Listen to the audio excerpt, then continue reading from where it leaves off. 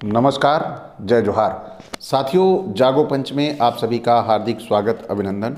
साथियों, जागो पंच आपके लिए लगातार लेके आ रहा है आर्यों का नैतिक पोल प्रकाश। आर्यों का नैतिक पोल प्रकाश में आप सभी देख रहे हैं कि कैसे आर्यों की हठधर्मिता और आर्यों का निकम्मेपन हमारे भारतीय समाज पर भारी साबित होता है और वह हमारे ओबीसी एससी समाज के लिए एक संकट की तरह प्रतीत होता है। इसी संदर्भ में आप वीडियो के अंत तक बने रहिए। देखिए पौराणिक काल में और आधुनिक काल में कैसे इनकी हठधर्मिता की वजह से हमारे समाज पर इनके जो अंधविश्वास और पाखंड हैं या इनकी थोपी गई भाषा है कैसे कहर बनकर हमारे ऊपर गिरी है। इसे अंत तक देखिए। आप सभी को यह एक बड़ा ही जिसे बोलेंगे कि एक अलौकिक ज्ञान है वो प्राप्त होगा, क्योंकि ये ज्ञान जागो पंच के अलावा आपको किसी चैनल पर मिलने वाला नहीं है।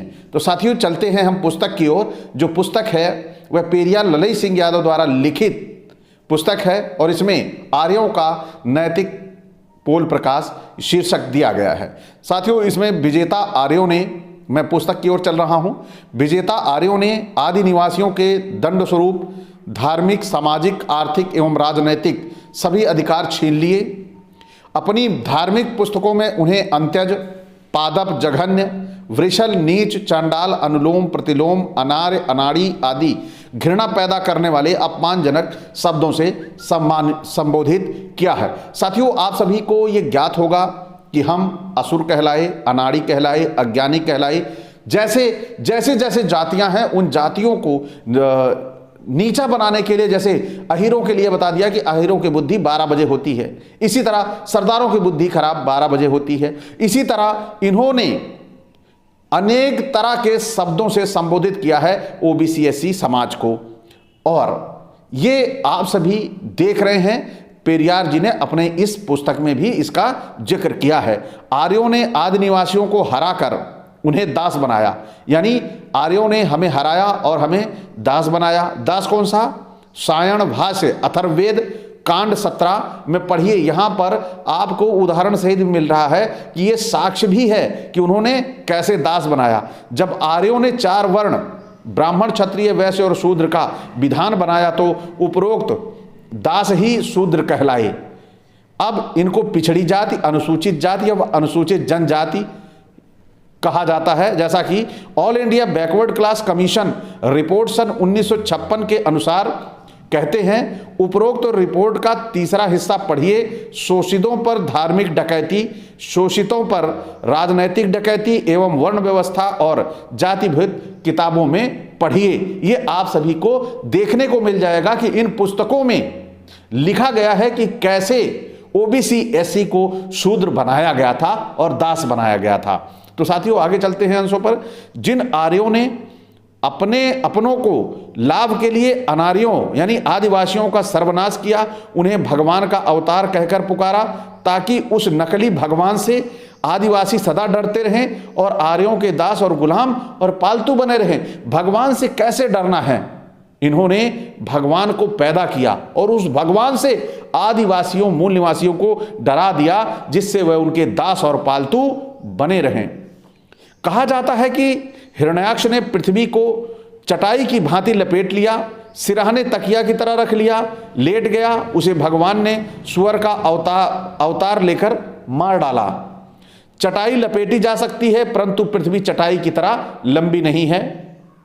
अव्वल तो पृथ्वी नारंगी की तरह गोल है, फिर दोयम 5.5 मील ऊंचे हिमालय पर्वत को लपेटना मजाक का भी मजाक उड़ाना है। बुद्धिवादी वास्तविकता यह समझ में आती है कि मिट्टी के किसी टीले की आड़ में हिरण्याक्ष पखाना कर रहा होगा। उसके आसपास भी ऐसे ही गंदी जगह होगी। टीले की आड़ में एक व्यक्ति सूअर की भांति घुड़कता हुआ आया होगा।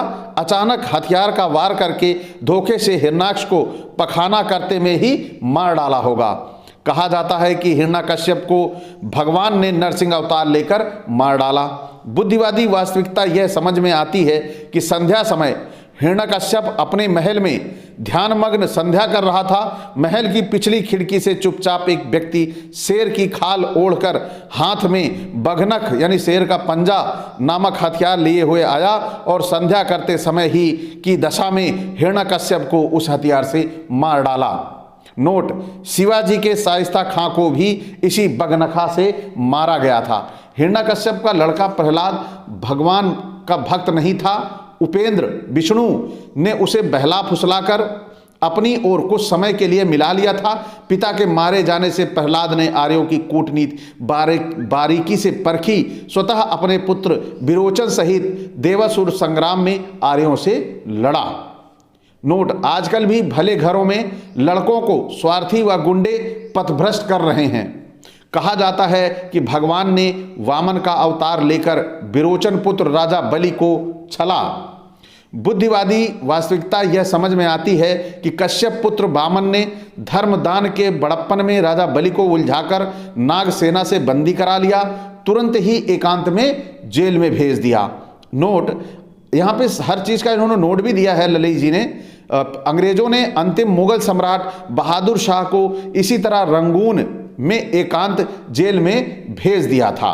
कहा जाता है कि भगवान ने राम का अवतार लेकर राक्षस राज रावण को धर्म राज्य कायम करने के लिए मारा। बुद्धवादी वास्तविकता यह समझ में आती है कि राम काल में आर्यों का राज्य दक्षिण भारत पर नहीं था। राम ने दक्षिण भारत पर अस्थायी विजय प्राप्त की थी। पंपासुर के राजा सुग्रीव और लंका के राजा विभीषण अस्थायी वास्तविक राजा बाद में भी रहे। राम की गरिमा को बढ़ाने के लिए कुछ बातें उनके चरित्र के साथ गप के रूप में जोड़ दी गईं। पुत्रेष्ट यज्ञ द्वारा प्राप्त खीर व फलों से राम आदि की पैदाइश नहीं हुई। किसी स्त्री को की बच्चेदानी में जब तक शुद्ध रज व वीर्य ऋतुकाल यानी मासिक धर्म के समय में नहीं पहुंचता तब तक वह गर्भ कदापि धारण नहीं कर सकती और न ही गर्भ ठहर सकता है। अतः स्पष्ट सिद्ध है कि राम, भरत, लक्ष्मण, शत्रुघ्न की पैदाइश उस समय भी सर्वमान प्रचलित प्रथा नियोग द्वारा श्रृंगी आदि ऋषियों के संसर्ग से हुई थी। नोट: व्यास ने भी इसी नियोग द्वारा धृतराष्ट्र, पांडु, विदुर को पैदा किया था। राम के चरण स्पर्श मात्र से पत्थर की शिला अहिल्या रूप बनकर बैकुंठ में उड़ी चली गई। वास्तविकता यह है कि विश्व सुंदरी अहिल्या का जब आर्य सेनापति इंद्र ने सतीत्व नष्ट किया तब गौतम ऋषि ने क्रोधवश अपने पुत्र चिरकारी को आज्ञा दी कि अपनी माता को जंगल में ले जाकर कत्ल कर दो। चिरकारी ने प्रेमवश अपनी माता को जंगल में छोड़ दिया। वापसी में पिता ने झूठ कह दिया कि मैंने माता जी को मार डाला। इस तरह की बातें आप सभी बड़े गौर से पौराणिक कथाओं में बड़े आनंद से सुनते हैं। गौतम ऋषि का क्रोध शांत हुआ, पता चला अहिल्या जीवित है। जब अहिल्या को वापस बुलाने के सभी प्रयत्न बेकार सिद्ध हो गए तब विश्वामित्र के अनुरोध करने पर उनके शिष्य राम ने चरण स्पर्श अर्थात बलपूर्वक जीवित अहिल्या को, जो पत्थरवत चुपचाप थी, को गौतम ऋषि के घर भिजवा दिया। छुअत छूट रघुपति नहीं दोषु, मुनि बिनु काज करई न कत रोषु। परशुराम उस समय मिथिलापुरी से अंदाजन 1000 मील दूर केरल प्रांत सह्याद्री पर्वत पर तपस्या कर रहे थे। धनुष छूते ही टूटा है तो इतनी दूरी ध्वन कैसे जा सकती है? तत्काल परशुराम भी वहां आ भी नहीं सकते। उस समय ऐसी व्यवस्थाएं भी नहीं थी। विवाह के बाद लौटते समय राम से परशुराम मिथिलापुरी और अयोध्या के बीच में मिले का समर्थन वाल्मीकि करते हैं। राजा जनक ने के विवाह में राम को बहुत दहेज दिया। शायद इसीलिए प्रचलित दहेज प्रथा समाज का आज कोड़ बनी बैठी है। उस समय राम को बहुत सी दास दासियां भी दहेज में मिली। यह प्रसंग दास प्रथा के उद्भव विकास को दर्शाता है व दास प्रथा की जड़ मजबूत करता है। तो साथियों, आप सभी ने देखा किस प्रकार पौराणिक कथाओं में राम के जन्म की कथाएं जो प्रस्तुत की गई या जो भी जन्म वेद व्यास के द्वारा जिन लोगों के बताए गए वह नियोग प्रथा के थे, लेकिन उसे अलौकिक बताकर हमें अंधविश्वास और पाखंड में डालने का काम किया गया। जबकि पुस्तक ने बताया और आप सभी जानते भी हैं कि एक बच्चा कंसीव करने की प्रकृति क्या होती है, उस प्रकृति के अन्यत्र कोई भी जितनी भी जो कहानी लिखी गई है टोटल गप हैं और हमारे समाज को गुमराह करने के लिए लिखी गई है कि हमारा समाज भगवान और देवी देवता के चक्कर में उलझकर इन षड्यंत्रकारियों का दास और शूद्र बनकर रह जाए। तो साथियों, आज का ये वीडियो आपको कैसा लगा? अच्छा लगा हो तो लाइक करें, साथ ही सब्सक्राइब करना ना भूलें, बेल आइकन की घंटी भी दबा लें जिससे हमारे वीडियो का नोटिफिकेशन आप तक त्वरित गति से पहुंच जाए। इसी के साथ आपसे विदा। जय भीम, जय मंडल जी।